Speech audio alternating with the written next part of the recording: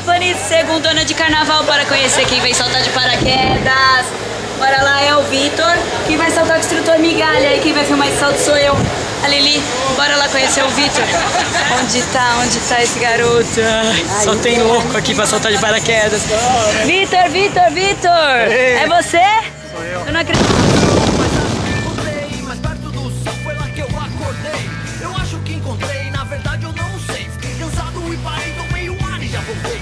Na vida eu errei, no jogo eu já fui rei. Agora eu vou correr daqui, eu vou voar sem parar, eu vou viver de rir. Eu olho para o céu e eu já quero ir.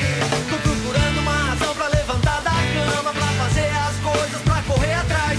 Procurando uma razão pra seguir o que me chama, pra fazer o que se ama, pra viver sem fazer drama.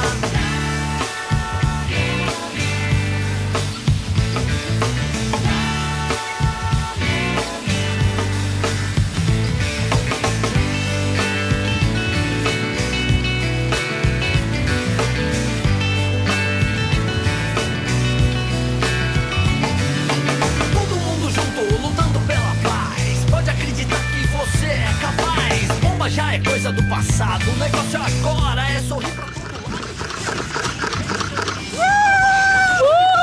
lado. É isso aí, garoto.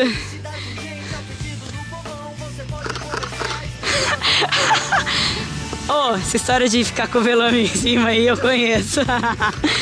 Parabéns, garoto. Acorda, migalha.